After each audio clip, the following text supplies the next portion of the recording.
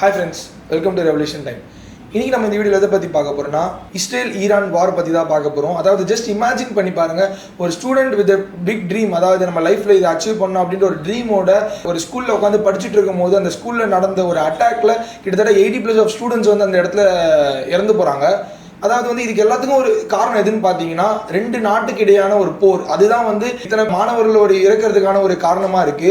அதாவது இத்தனை நாள் வந்து இஸ்ரேலுக்கும் ஈரானுக்கும் அந்த ஒரு பதற்றம் வந்து ஜஸ்ட் ஒரு 2 கண்ட்ரிஸ்ல இருந்துச்சு. பட் இப்போ அதை தாண்டி வந்து நிறைய ஒரு குடும்பங்கள் இழந்திருக்காங்க. நிறைய படிக்கிற பசங்க, அதாவது இந்தியாஸ்ல தமிழ்நாட்டுல இருந்து நிறைய பேர் போய் அங்கே ஸ்டே பண்ணி படிக்கிறாங்க. இது மாதிரி பல மாணவர்கள் வந்து இந்த போர்னால வந்து பாதிப்படைஞ்சிருக்காங்க இந்த டைம்ல. அதாவது தங்களுடைய கனவுகளை தொலைச்சிட்டு வந்து இந்த இடத்துல இருக்காங்க. இது வந்து நாட் ஜஸ்ட் ஒரு 2 கண்ட்ரிஸ்க்கான ஒரு போரா மட்டும் இல்லாமல் அங்கே இருக்க ஒரு மக்களையும் நம்ம வந்து பார்க்கணும். அவங்களுடைய கனவுகள் அந்த இடத்துல வந்து அழிக்கப்படுது. இந்த வார்ல வந்து ஈரானுடைய தலைவரான கமானி அவர் வந்து வீரமரணம் அடைந்திருக்காருன்றது வந்து அபிஷியலா அந்த நியூஸ்ல வந்து கன்ஃபார்ம் பண்ணியிருக்காங்க.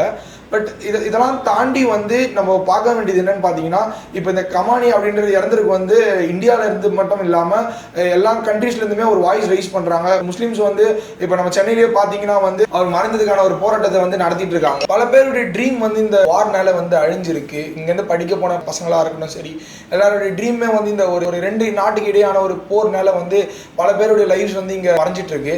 பட் இதெல்லாம் தாண்டி வந்து அந்த ஸ்டூடெண்ட்ஸ் யாருன்னு பார்த்தீங்கன்னா, தேர் நாட் டேக்கிங் தி வெப்பன்ஸ். அதாவது வெப்பன் எடுத்து அவங்க போராட போல, அவங்க வந்து இந்த வாரை கிரியேட் பண்ணலை.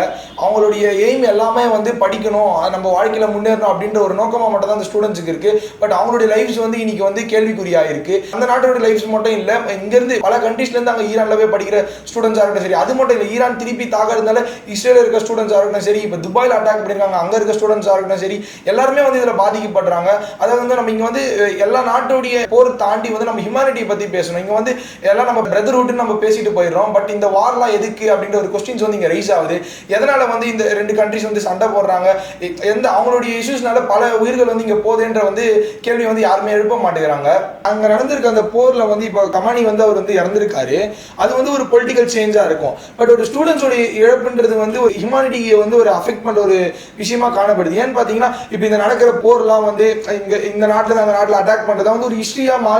பட் ஆனா வந்து இப்போ நீங்க திங்க் பண்ணுங்க, அந்த இறந்த ஒரு குடும்பத்திலையும் அந்த அவங்களுடைய ஃபியூச்சர் வந்து அவங்க இழந்திருக்காங்க. ஏன்னு பாத்தீங்கன்னா, ஒரு கண்ட்ரி வந்து ஒரு ஸ்டூடெண்ட் இழக்குதுன்னும் போது லாசிங் தேர் ஃபியூச்சர் அப்படின்னு நம்ம சொல்லலாம். ஏன்னா வந்து அந்த ஸ்டூடெண்ட்ஸ் தான் வந்து அந்த கண்ட்ரியுடைய ஃபியூச்சரா காணப்படுது. இப்போ அப்பேற்பட்ட அந்த ஸ்டூடெண்ட்ஸே வந்து அந்த கண்ட்ரி எழுந்துட்டு நிற்கும் போது how they will survey in the future. வெறும் இந்த போர்னாலே மட்டும் அந்த வெற்றினாலே மட்டும் அவங்களால சர்வே பண்ண முடியாது.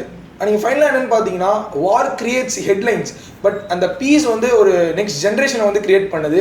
இப்போ கொஸ்டின் ஒன்று தான், அதாவது வந்து we need a peace or a war. அதாவது வார் நடந்துச்சுன்னா, அதாவது ஒரு கண்ட்ரியுடைய ஃபியூச்சரே அங்கே கெட்டு போகுது.